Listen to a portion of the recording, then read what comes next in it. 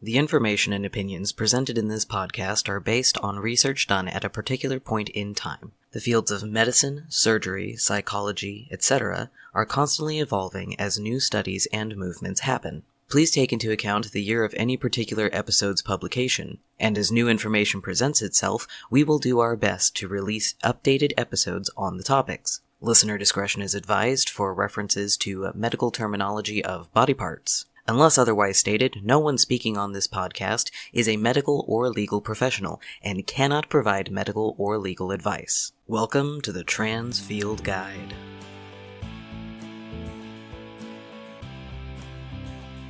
Visits from Mount Flo, Mother Nature's monthly present, Shark Week. You know what I'm talking about. Periods. They're terrible. #scientific fact. They can be especially terrible for people who are transmasculine, as this monthly event of nature is considered to be purely female, and experiencing this can potentially cause a lot of dysphoria. Putting that on top of the emotional roller coaster of PMS and menstruation, it can be quite a mess of depression. So what are we supposed to do? Well, for some people, simply starting testosterone completely stops your cycle. There are some people who believe that having a monthly period is necessary for health, but an increasing amount of research and coverage is coming out that shows that it's actually not necessary. Please see the show notes for sources. Due to this, there are some people who go on specific birth control medication that stops the menstrual cycle completely or limits bleeding to a few sparse times a year. If you're considering any kind of medical or herbal methods for ceasing your period, please consult a medical professional. If you either do not have the ability to have your period stopped, or choose not to follow that option for any reason, don't fret. In today's world, you have a much larger pool of options for dealing with a monthly visitor than we have ever had previously. Let's start with the basic but important topic of collection of menstrual fluids. There's a growing camp of people who are not fond of the idea of tampons, in part due to discomfort of shoving a wad of cotton there, and in part due to the risk of toxic shock syndrome from shoving a wad of cotton there. Before, the only other option that was commonly available was disposable pads, which have a tendency to be uncomfortable, make noise when you walk, get stuck places they shouldn't, and are not exactly made to fit in men's underwear. Now we have some other options available to us. First, there's the period panty, a la Thinx. This brand specifically makes period underwear that has an absorbent liner for catching menstrual fluid, and comes in a variety of styles ranging from bikini cut to boy short. While these styles are still considered to be, quote, women's styles, the boy short style can potentially be less dysphoric than some of the others, as they mimic boxer briefs. The biggest downside I've found to this option is that it's only good for light flows. The website shows you approximately how many tampons worth each style can hold, but most can only hold 1 to 3 tampons worth. If you have a flow like a waterfall, it's not a good choice for the whole day. That's where the other option comes in handy, the menstrual cup. This is a reusable silicone cup that you position in the same area in which you'd use a tampon, and it just catches everything. Every time you go to the bathroom, you can empty it into the toilet, wipe it down, and reinsert it. You can disinfect it in boiling water, and if you take good care of it, it can last you for years. It takes a couple of cycles to figure out the perfect positioning for comfort and leak avoidance, but once you've got that down, you barely even know it's there. Unless it's full, then it tends to shift, and you have to do an awkward walk to the bathroom to empty it. There are also disposable versions that can still be reused through the whole day, that sit much closer to the opening, but are more messy when you're emptying it. You will get blood on your hands, especially the first few times you use this. However, for the rest of the day, you don't have to worry about things like smell, sounds, etc. that could give away the fact that you're dealing with Shark Week. Cristophe, my resident Ervil reference, has the following advice for managing physical symptoms. As far as alternative supplies goes, another option is to free bleed. Free bleeding is to basically not use anything at all to contain the blood. It's weird for some people, but it is alleviating for the mental anguish of having to select and buy period-related items in the store, especially because everything is very, very gendered and it can increase dysphoria. The only negative side about it is you do bleed through the clothes, which means you could potentially bleed on anything you're sitting on. It will attract attention, so it's not something I suggest unless you're either comfortable with that intention or you're at home just kind of chilling. As far as physical symptoms go and mood swings and everything like that, an herb that I like a lot that I use regularly for quite a few people is Vitex, aka chasteberry. It is a hormone balancer. It will interact with hormones if you are taking hormones, so be aware of that. It will also increase the chances of pregnancy, so that is also incredibly important to pay attention to. However, it's really good for kind of regulating your cycle and helping with the emotional ups and downs and all that. And of course, that is if you're wanting to still maintain the cycle. And the choice of any herbs past using Vitex requires a lot of individual factors, which don't allow me to generalize. I need to know if they're taking hormones, if they have any transition goals, what their general lifestyle conditions are, what their personal body chemistry is. It's not super easy to just say, oh, take this, because it may work for somebody and it may not work for somebody else, as well as the dosage is dependent on quite a few things. But if you're looking to just manage like the pain, the cramping, and things like that, good options are meadowsweet or willow bark, and they offer pretty fast relief. You can make either one of them as a tea. I tend to favor meadowsweet because it's tastier. It tastes a little bit like a mint blend, especially if you mix it with some other herbs like spearmint. Willow is bitter. There's no way around that. But it is a stronger medicine. The bitter is indicative of the strength of the medicine, and both meadowsweet and willow have salicylates, which are precursors to aspirin. If you have any aspirin allergies, obviously do not use them, but they do work as blood thinners and pain relievers, and they'll kick in maybe 20-30 minutes depending on how quickly you make the tea.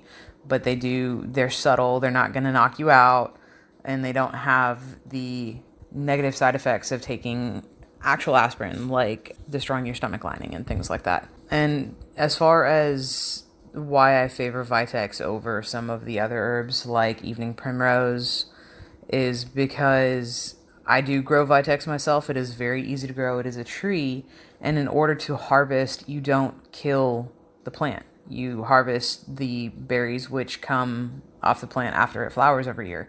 So you walk up to it, run your hand along the berries, catch them in a basin, and you're done. You can harvest vast amounts very quickly by hand with minimal processing, and it doesn't hurt the plant. You get a harvest every year.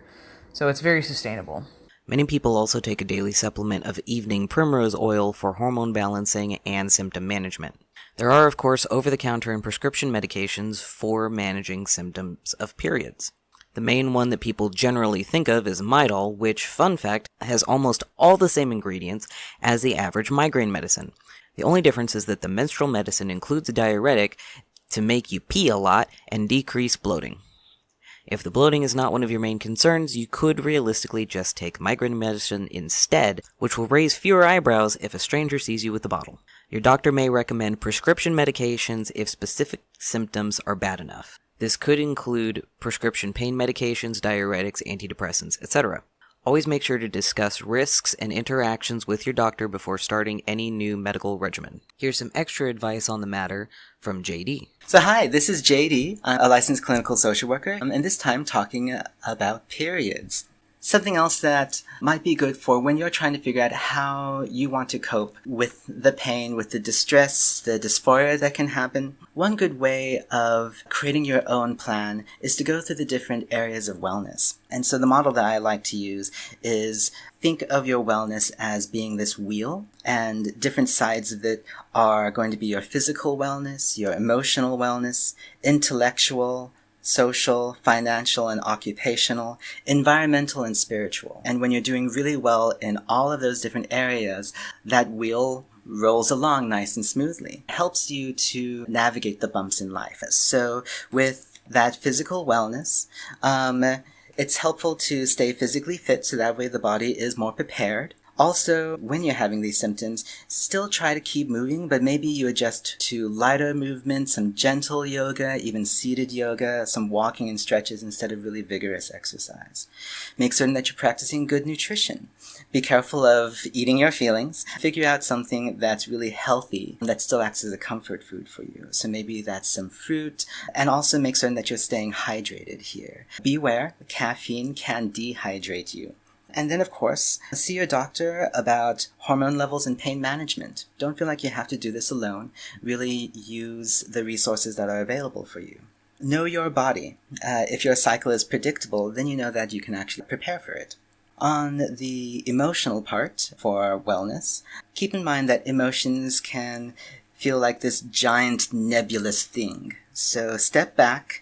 Figure out if you can name the emotions. Are you feeling sad? Are you feeling angry? Are you feeling happy in some ways? Are you feeling disgust or anxious? Learn that the emotions are trying to communicate to you and to others. It might simply be communicating, this sucks. Here's distress. So when you actually allow yourself to feel feeling, the energy of those emotions can actually go somewhere. If you just ignore them, that energy gets stored up. So give it a place to go. So that might be doing some art, journaling, spending time with animals, talking with friends, or dance it out. With social wellness, make certain that you engage your social support. Again, so that way you don't have to feel alone in this. Know that others go through the same or similar things and they make it through. Also, don't assume that your friends are going to know how to help you and how to be supportive of you. Your friends will want to try to support you, and they'll make guesses, and sometimes those guesses will be wrong. So just go ahead and tell them that you want a hug or no, don't touch me. Because you don't want to wait until your friend guesses wrong to correct them. So yeah, teach your friends how to help you. And also you might minimize contact with people who are going to be unsupportive during that time of your life.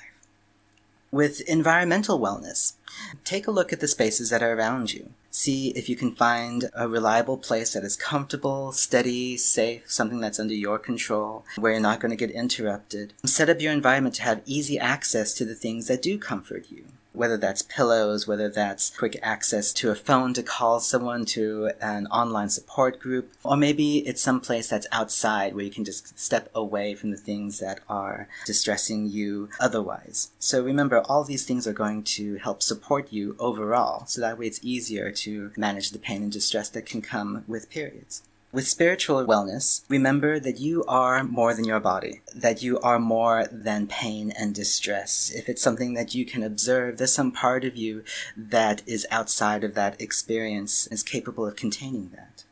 Maintain your connections to the things that bring you meaning and purpose in life.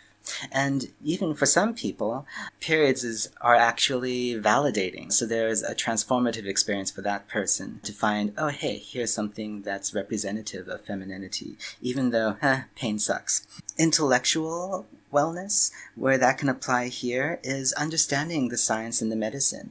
So recognizing that, yes, there are all these other symptoms of menstruation that don't necessarily go away or can be caused by estrogen. For trans men, don't forget that some of the symptoms, like the nausea, like the mood swings, etc., that may remind you of periods, are also side effects of testosterone, and depends on which kind of testosterone that you may have. With intellectual wellness, consider seeing if you can look up stories from others. Again, so you don't feel alone, but then you just understand, oh, yes, here's how someone else has navigated that.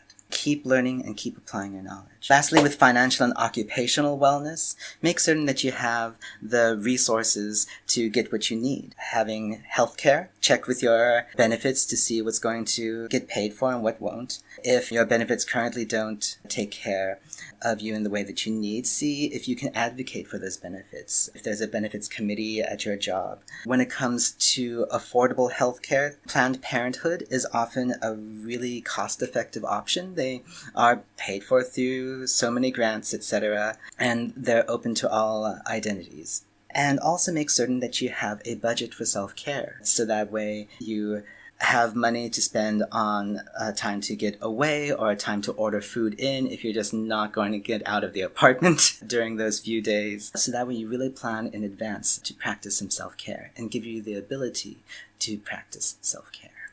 What do you think? How do you manage this time of the month and everything that comes with it? Let us know on Facebook, Instagram, or via email. Like this episode? Tell someone about it. Resources referenced in this episode can be found in the show notes at transfieldguide.com. Stay safe, and remember that I'm proud of you.